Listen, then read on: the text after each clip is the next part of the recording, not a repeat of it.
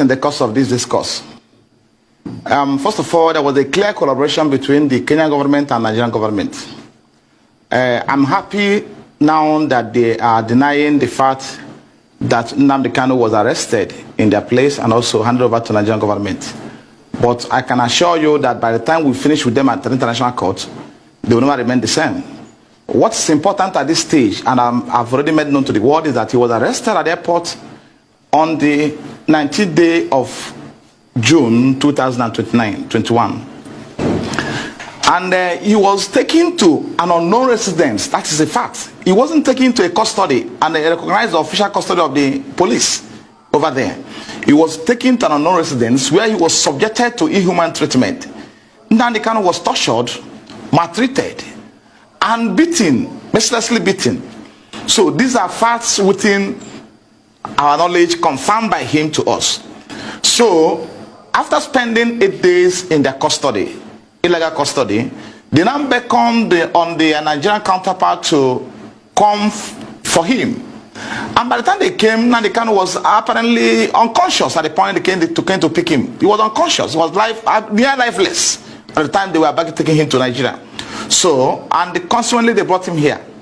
So now, to tell you the level of their conspiracy and the desperation to get him jailed at all costs by enemies. They brought him here on a Sunday, and the federal government is fully aware that I'm the lead counsel to Nnamdi Kanu. And there's a charge against him before the court, which has been subsisting has been going on.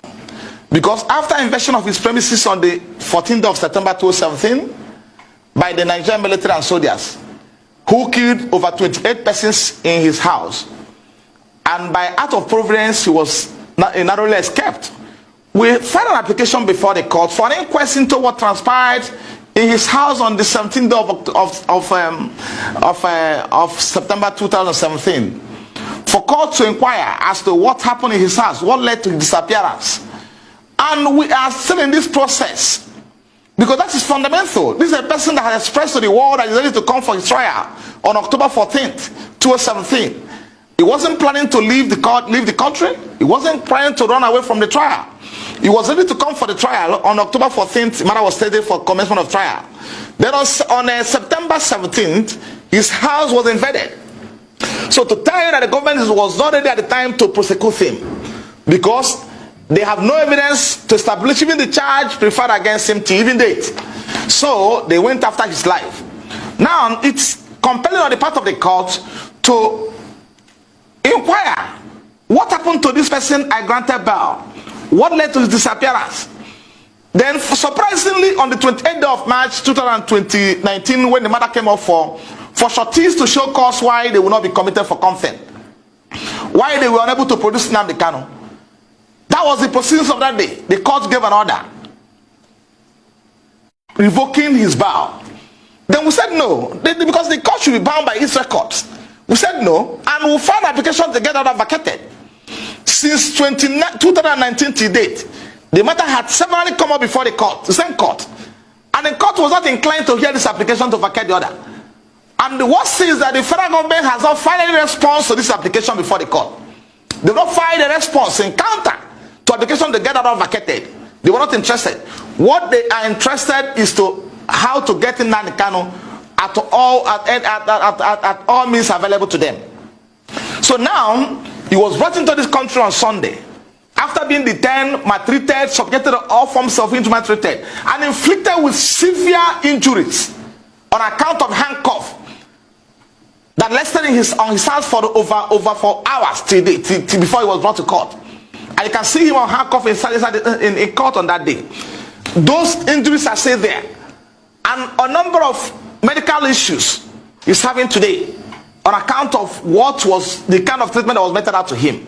So they took him to court on a Tuesday. Labaran, Tribal Labaran, who is the counsel that was in court on that day representing federal government, is fully aware that Badesifai Ejiofor is the lead counsel in this matter. And I've been in court with him in all cases affecting Nnamdi Kanu and IPOB. He never extended the courtesy of informing me that my client was arrested was abducted, because in this case, wasn't arrested. So but when we get to that bridge, we'll cross it. He was abducted and kidnapped from Kenya and brought into this country. So now he didn't feel it confident. Didn't see it confident or didn't appropriate to inform me that my client was arrested and been brought to court on Tuesday. So that shows there's a collaboration between the government in question, as we stand today, and the people who were appearing before them. Because if at all there was any element of iota of transparency in what they're doing, is compelling on the part of the AG, not the lawyer representing the to inform me that they are coming to court on Tuesday, so I can come to court and see my client. I don't know what happened, and this is quite frankly what happened. So on Tuesday, took him to court, and the court asked them, "Where is Barrister Ejiofor? Is he not in court? Was he not informed?"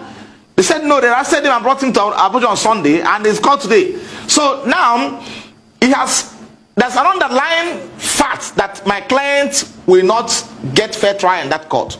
That's settled.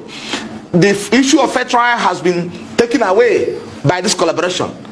But we keep on watching. We are going to see them in court.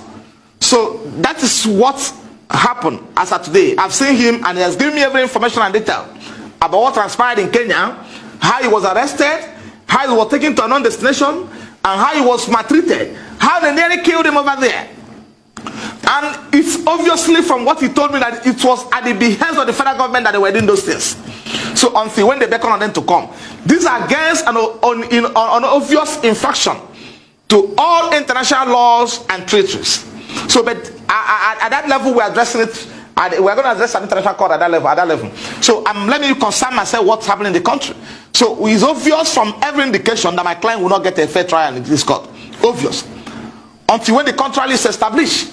And now, Nnamdi Kanu was mandate in prison custody. Let me underline this fact. Long before he was granted bail, he spent over 2 years in custody before he was granted bail.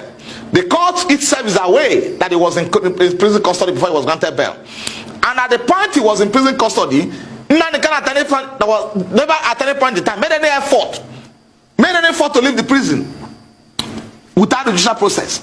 Now they remanded him in DSS custody, where they made it near impossible for his relatives.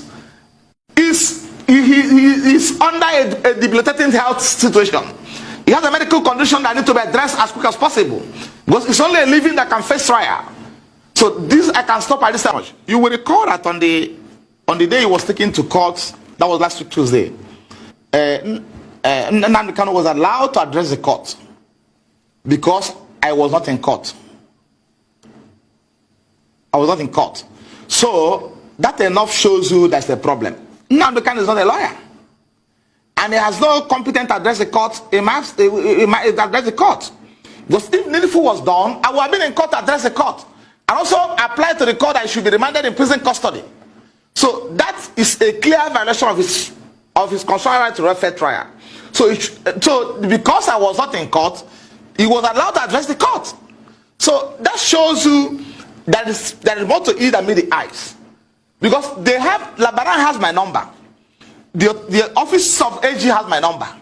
They have simply put on a call across to me that they've abducted, whatever they call it, they classify it as my client somewhere in Kenya and brought him to here. And I take him to court on Tuesday to continue trial. Then I'll be in court on Tuesday. And I also convince the court on the reason why he should be sent to prison, to correctional center. But in this case, the court allowed him, which is abnormal, which is unethical, allow him to address the court. Why should court be asking him why he don't away when I'm not there? We have an application before the court which contains his affidavit on oath, deposed before a commissioner for oath in Israel, stating the facts of what transpired in his house on September 14, 2017. How he nearly escaped death. How he was ready to come to court on 14th of October 2017 to face trial. Then this are before the court, and court never entertained it. Court never entertained it. These are record black and white before the court. Court has never entertained this application before the court. So I will be craving the court or at any adjournment for the court to hear it, because it's fundamental to his fair trial, to the right. The court will hear and understand what transpired in his house. That's very fundamental. Then the court is now allowed to address the court on this fact which are already before the court. So that's area that's why I'm entertaining fear that he will be granted a fair trial in this court. So now, coming to what happened in court, the matter has now been adjourned to 6th of October, to 6th of July. Let it be clear to everybody. You never jump bail. Because if the federal government was serious about prosecuting Nnamdi Kanu, if they are serious about prosecuting him, they will allow him to come to court on September 14th, 2017, October 14th, 2017, to face his trial. Are you telling me that soldiers that invaded Nnamdi Kanu province are not from Abuja?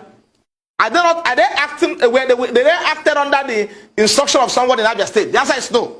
They came from Abuja and have the instruction of the federal government to go to his house. So and they are fully aware that Nnamdi Kanu was scheduled to be in court on October 14th. And in one of his broadcasts prior to the invasion of his premises, he told the world that he's coming to court to over 1 million members of IPOB. He informed the court told the world. So why didn't they allow him, if they have any case against him, to come to the court on October 14th? Probably at the end of the proceedings, they will arrest him. So he never jumped back. This is a person, okay, assuming without considering to the fact that they succeeded in killing him on 14th of October, on September 14th, when they invaded his premises, will we be talking about his trial today or not? The answer is no. Because it's only a living that can face trial, and nothing more. If he was abducted, they succeeded in abducting him on that day they invaded his premises and killed over 28 persons, civilians or uncivilians, then we shouldn't be talking about what they're saying today. So, but by act of providence, he will never escape being killed. So these are people who are fully aware that he was scheduled to be in court on October 14th for his trial. And in Abuja here. So why can't you wait for him to come to court if I have any case against him? So, and we have supplied the court these facts. We have supplied the court circumstances that led to his disappearance from court. We have informed the court and convincingly that Nnamdi Kanu was ready to start his trial. But for the fact that his life is under threat. So the court is under compelling obligation to listen to the applications before him. Let me say this to you, because it's important for us to inform you appropriately. And whatever I'm saying today to you today, I will furnish you with documents to that effect, black and white. Before the date slated for his trial, the federal government, acting through the Attorney General of Federation, filed an application to vacate his bail, to vacate his bail, right? On the premise that he has violated his bail condition. This application was filed in black and white and served on me. And I responded to that application because it's a matter for court to decide. We cannot at this stage, at that point in time, or probably during that period, determine when Nnamdi Kanu violates his bail condition or not. And also, I want you to appreciate the fact that I had also filed an application to validate their bail condition before they file their own. So this is a pending application before the court. The court to hear my application to validate his bail condition, hear the one filed by the federal government that he has violated the bail condition, and also hear the one I filed in reply to what the federal government filed, stating that Nnamdi Kanu never violated his bail condition. So they're supposed to hear those applications. The court is under a duty to hear that application and make decisions